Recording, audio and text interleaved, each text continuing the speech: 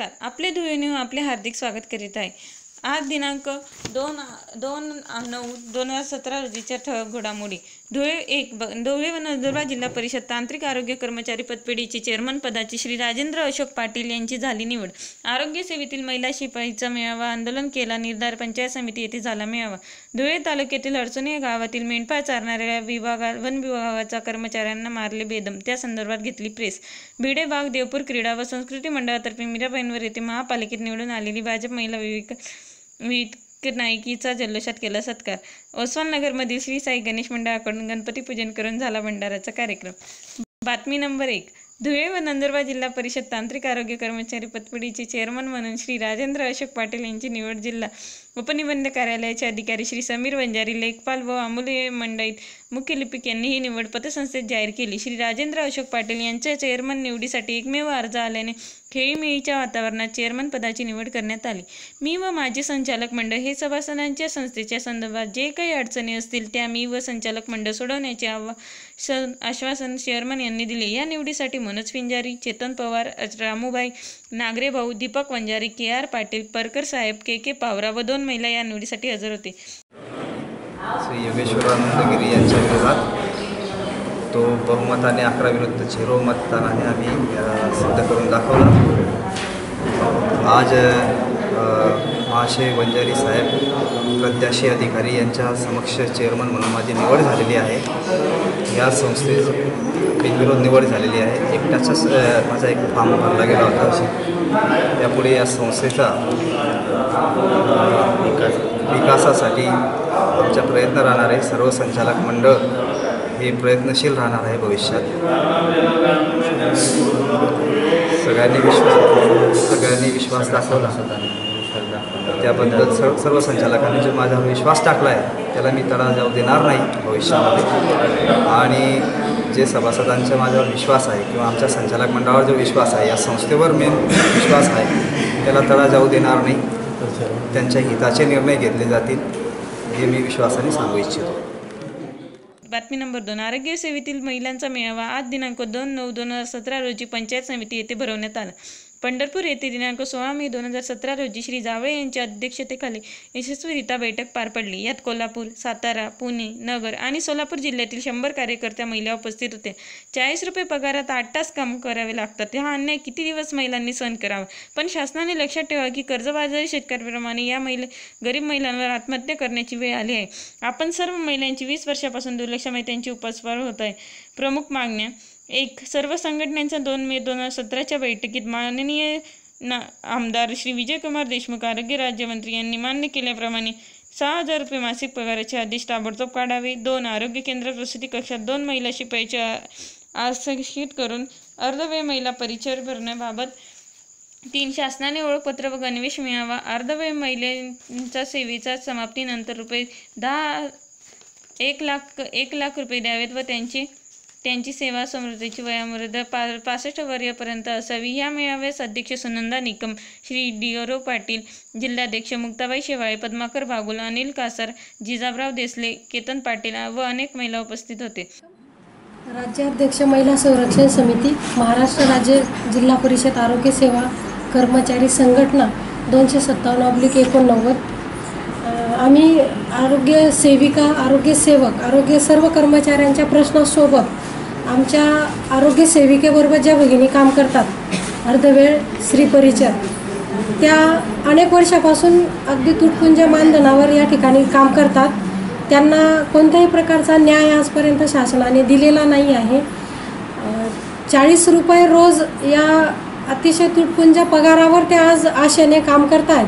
तर आमची शासनाला या निमित्ताने मागणी असणार आहे की त्यांचं मानधनात लक्षणीय वाढ करावं। जे आजच्या आर्थिक महागाईचा सर्व दृष्टिकोन समोर ठेवून त्यांचं मानधनात किमान 6,000 तरी वेतनवाढ त्यांची करावी। सुरुवातीला 1915 साली पगारवाढीची मागणी केली। त्यावेळेस अर्थखात्याने काय केलं की 7व्या वेतन येतात आणि त्याच्यामध्ये तुमचा विचार करू। मग मी मुळापासून गेलो, मागच्या 20 वर्षाचा अभ्यास केला। 2 आयोग आले, 5वा 6वा। तर त्याच्यामध्ये पहिल्या आयोगामध्ये कर्मचाऱ्यांना 286% वाढ दिली। परंतु या कर्मचाऱ्यांना फक्त 20% वाढ दिली. 6व्या आयोगामध्ये 226% वाढ दिली, पण या कर्मचाऱ्यांना तितकीशी वाढ मिळाली नाही. याचा हिशोब केल्यानंतर शासनाकडे या कर्मचाऱ्याचे त्या आयोगाच्या रेटप्रमाणे 375 कोटी येण आहे आणि 20 वर्षाचं 200 कोटी व्याज, असं 600 कोटी होत आहे.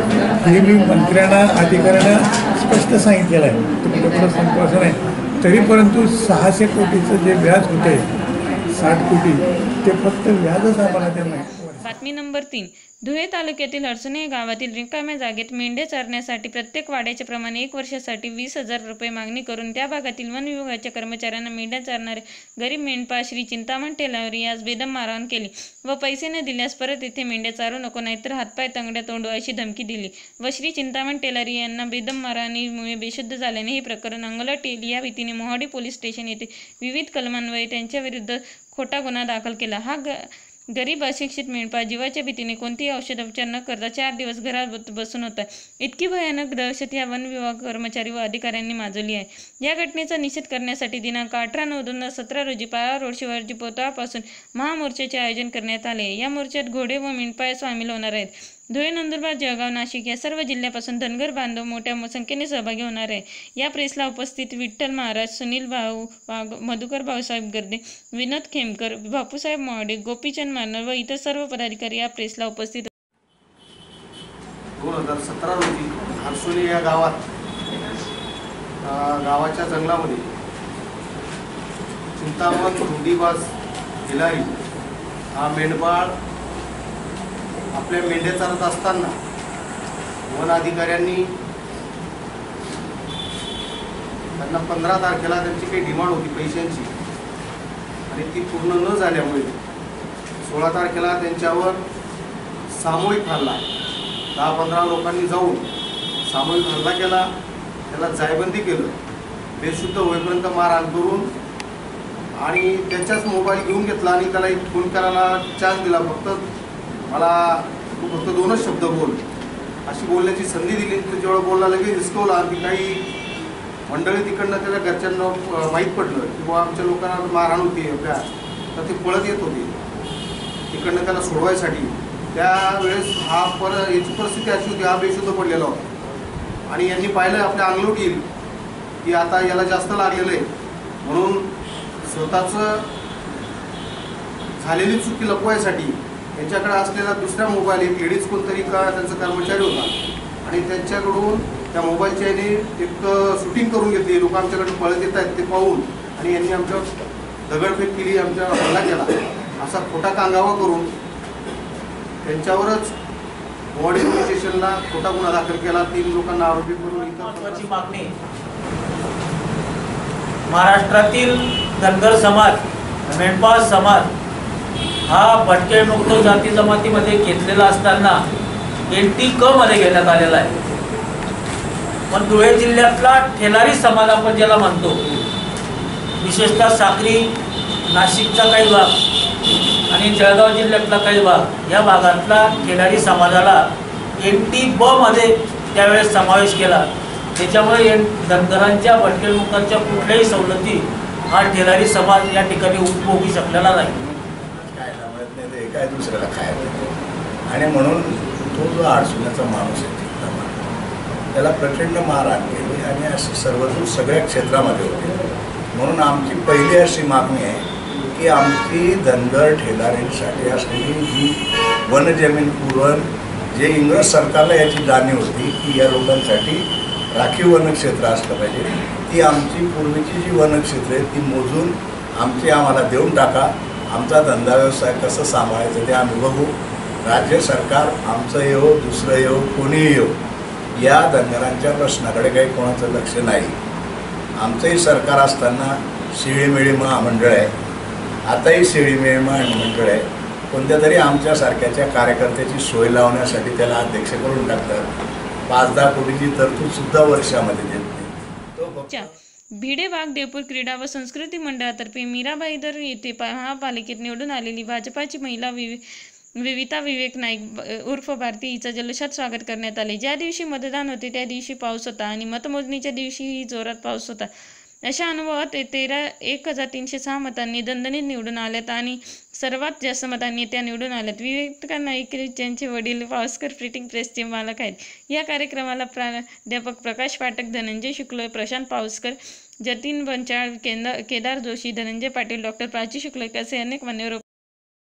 त्यांच्या बहुमूल्य योजनांचा म्हणा किंवा त्यांच्या सेवेचा एक काय म्हणतात गाठोडा घेऊन आम्ही घरोघरी गेलो आणि अतिशय सुंदर. माझा वॉर्ड सुदैवाने इतका छान होता की खूप समजूतदार शिकले सवरलेले लोक तिथे होते आणि त्यामुळे ते प्रत्येक ठिकाणी छान स्वागत होत गेलं आणि एक अतिशय चांगला रिस्पॉन्स मिळत गेला. ज्या दिवशी मतदान होतं सर त्या दिवशी पाऊस इतका भयंकर होता की आमच्या एरियात फक्त 36% मतदान झालं.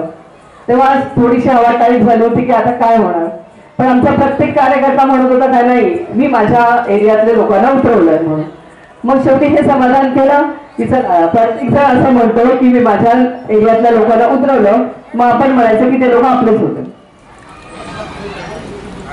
16 मेला नरेंद्र मोदी जेव्हा पंतप्रधान झाले तेव्हा 17 मेला लंडनच्या एका दैनिकाचं नाव आहे गार्डियन, त्याने एक अग्रलेख लिहिला आहे. आपल्यापैकी ज्या मंडळींना गुगल सर्च करता येईल त्यांनी हा सर्च करावा. अग्रलेख मुळातून वाचण्यासारखा आहे की नरेंद्र मोदी पंतप्रधान झाले याचा अर्थ काय. ते एक नाव आहे एक, आणि मोदींच्या शब्दात सांगायचं झालं तर त्यांच्याच एका भाषणातला शब्द सांगतो आणि तो त्या अग्रलेखात उतरत आहे नंतर की 5 पिढ्यांच्या कष्टानं. बातमी नंबर 5. सातपुडा हायस्कूल जवळ ओसवाल नगरमध्ये श्री साई गणेश मंडळाकडून भंडाऱ्याचा कार्यक्रम आयोजित करण्यात आला होता. या साई गणेश मंडळाचे वैशिष्ट्य लहान मुलांनी कॉलनीतच वर्गणी गोळा करून भंडाऱ्याचे आयोजन केले होते. येत्या 3 वर्षापासून गणपतीची स्थापना करून दरवर्षी हा गणपती बसवतात. त्यांच्या हौशीपोटी भंडाऱ्याचा कार्यक्रम ठेवण्यात आला होता आणि सर्व लहान मुलींची एकोपा दिसून येतो. या भंडाऱ्याला कॉलनीतील उपस्थितीची नावे Ashok Bagul, Kishore Chaudhari, Nandu sir, Vispute sir, Patil sir, Gokul Patil sir, Mayuri Patil, Sanghamitra Patil, Vaishali Vispute, Sunita Chaudhari, Rekha Bagul, Bharati Bagul, Sunita Mahale, Sunita Patil, Kalpana Borse, Jyoti Patil, Rajshri Chaudhari, SV Patil, Pradeep माळी, आनंदा पाटील व अनेक मान्यवर उपस्थित होते. संगमित्रा गोकुळ ओसवाल नगरमध्ये आम्ही सगळ्या महिला राहतो. आमच्या छोट्या छोट्या मुलांनी गणपती मंडळाची स्थापना केलेली आणि नावसुद्धा त्यांनीच ठरवलेलं आहे. गणपतीचं मंडळाचं नाव आहे श्री साई गणेश मित्र मंडळ असं नाव ठेवलेलं आहे आणि त्यांच्या हौशीपोटी यावर्षी आम्ही भंडारा ठेवलेला आहे. त्यांच्यातून त्यांची एकी दिसून येते आणि ही एकी टिकवण्याचा आम्ही खूप प्रयत्न करतो आहे आणि छोटे काणी वर्गणीतूनच आम्ही आज हा भंडारा सफल केलेला आहे.